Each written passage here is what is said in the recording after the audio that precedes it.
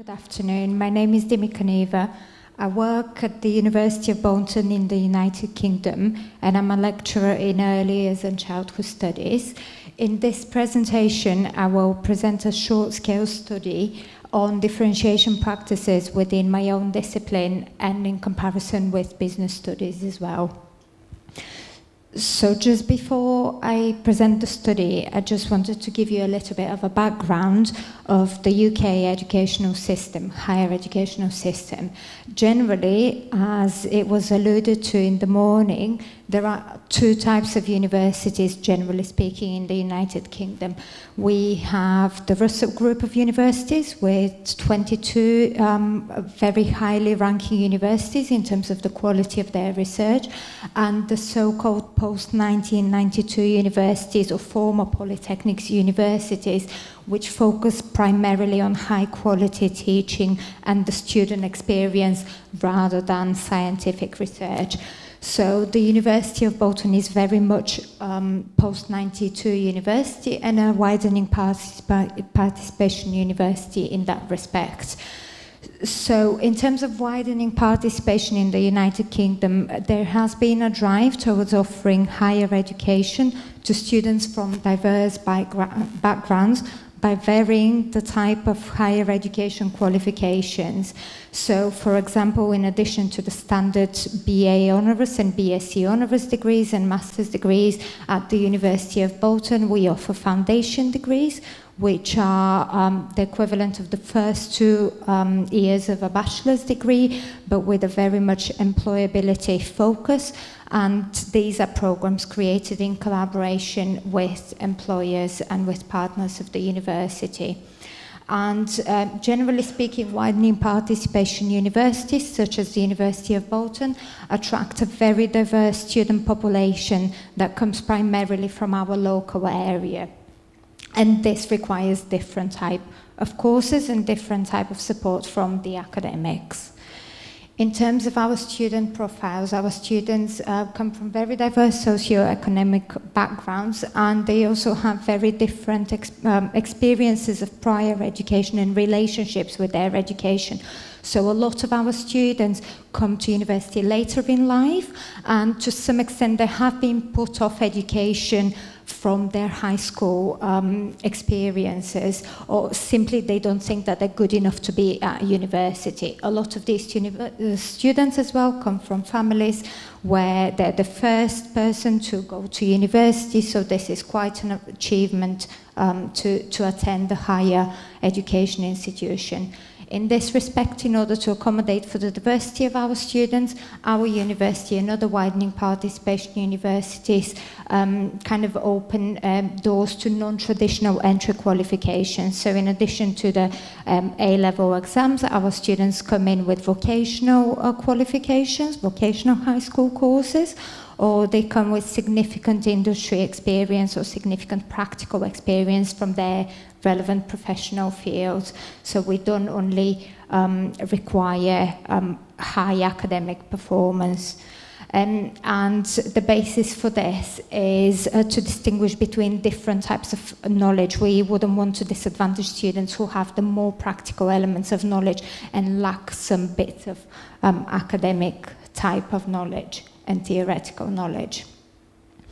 So in terms of differentiation, the focus of this study came about through discussions with colleagues from different disciplines, and particularly my background in education, whereby when we educate students in primary schools, we set individual goals or group goals related to students' individual abilities, their individual interests, and kind of build the foundation that all students should be able to achieve goal 1.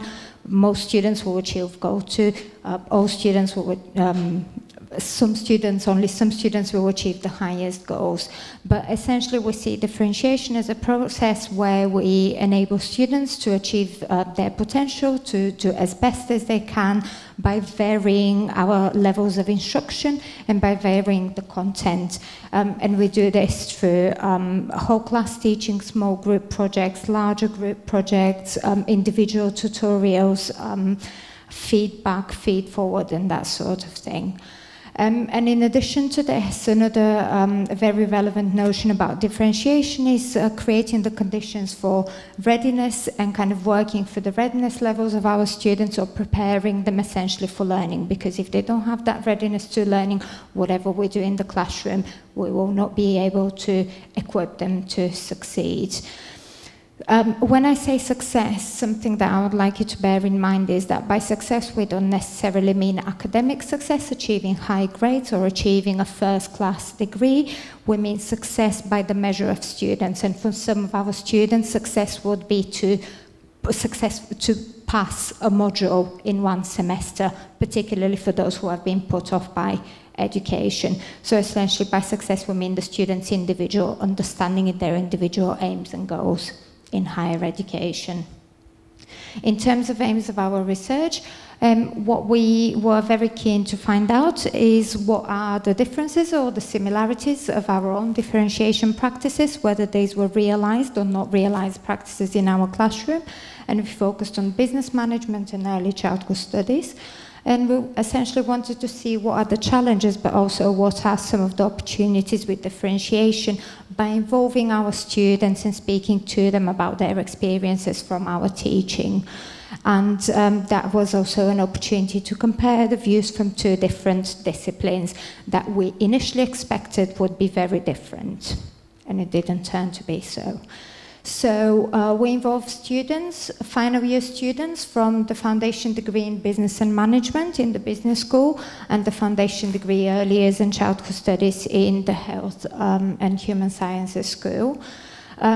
We picked the students not completely at random. We thought very carefully about the students that we picked, but we picked students who had different levels of ability and different levels of achievement. And the reason these students were final year students was so that we had taught them previously at different points in time in their program. So both myself and my colleague had taught the students in year 1 and then in year 2 for different modules. We carried out some group interviews with the students around classroom practice, and the reason for that was so that we didn't want to put individual students on the spot. We wanted to kind of create a friendly environment where they could bounce ideas off each other with their lecturer.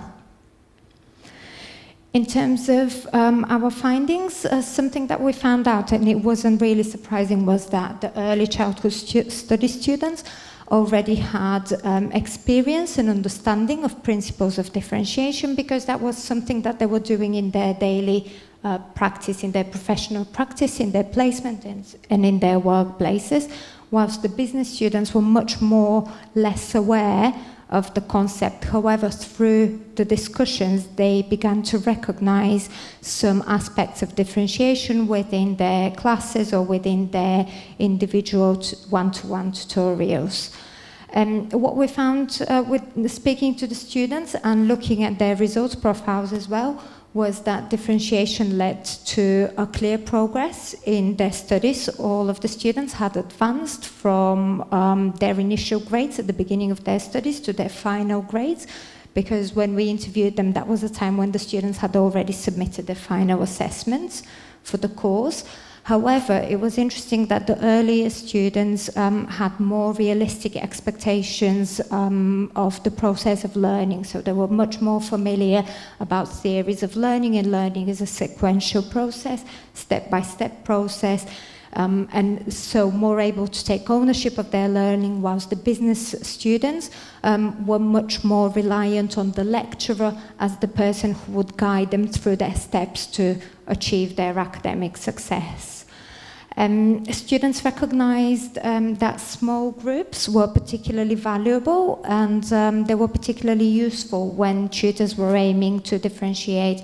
That was an interesting finding, because traditionally in early years and childhood studies we have small group classes, whilst in business and management students are primarily taught in lecture theatres in groups varying between 50 and 80 students, and then follow up with seminar groups. So what we found is that differentiation was happening much more easily in smaller groups, where there was more of a natural discussion and natural variation of activities. And then in addition to this, we found that students valued their individual feedback on either on assessments or halfway through the semester when they submit assignment drafts or on group projects. But they also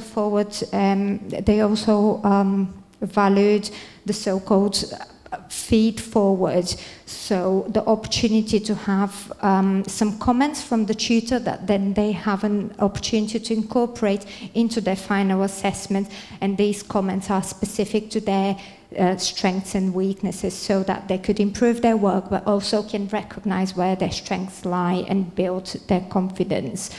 Something else that we noticed is that all of our students who we interviewed was that they valued individual time with the tutors, and they valued the personalized element of learning. And they said that this was something that was very evident in the differentiation practices of the tutors who were involved with the project. In terms of opportunities and limitations, this is sort of a mixture between what the students said and our own reflection on our practice. What we would like to acknowledge is that differentiation is, of course, an aspiration building and developmental tools for students that would enable them to not just learn in a particular module or in a particular stage of their studies, but also to develop as lifelong learners. It increases their personal engagement, and it increases their interest in the content, because they can see particular bits in the content that is particularly interesting to themselves, thus making teaching directly relevant, so there's something for everyone in the classroom. And another opportunity was to kind of break away from more traditional views of lecturers as people who lecture, and to see the lecturer more as a facilitator or educator with a wider responsibility of building the character and the confidence of the students, rather than passing on specific academic knowledge. In terms of limitations, there are a number of these. Differentiation is a very resource-intensive process, and this was alluded just on the previous slide by the fact that students value individual time. The more students we have in our group, the more difficult it is to provide that additional time for our students and that individual attention. But as lecturers, we are very much aware that this personal touch is very needed for our students. It requires a unique skill set on the part of educators and lecturers, and kind of openness and commitments to our individual students and seeing them as individuals rather than groups.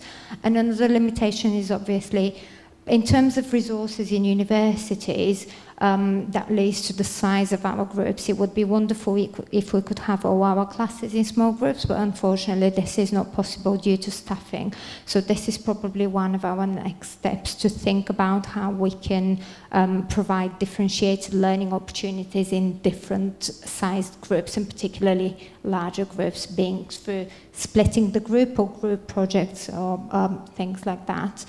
And another limitation is kind of the opportunity to look at the commitment and buy-in from our colleagues, because what we find is that usually we are all very busy at our workplaces, running around teaching, preparing for our teaching, and there's kind of less space and less scope for discussion between colleagues about what we do in our classrooms, what works, what aspects of differentiation we could incorporate as best practice throughout the institution.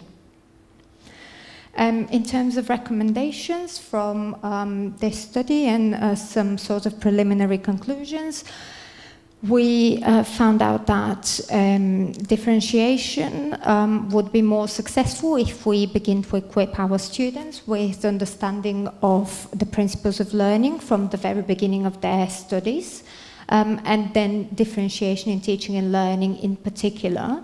And one way that we thought this could happen is through our study skills modules, which are the first module that students do on arriving at the university.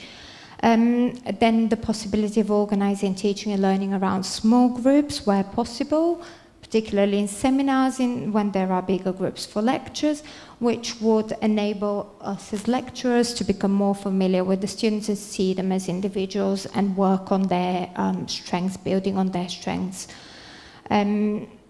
I mentioned the study skills modules. Essentially, a recommendation is to focus on helping students to develop their confidence, because where we have confident learners, we'll have successful learners, and we'll have more engaged learners as well. And one of the recommendations is to raise awareness amongst our colleagues within our own institution, and especially those in non-education specific disciplines who may not be aware of specific ways to differentiate for their students, or may be doing it without realizing, just to kind of highlight best practice and share that across. So that's it. Thank you very much.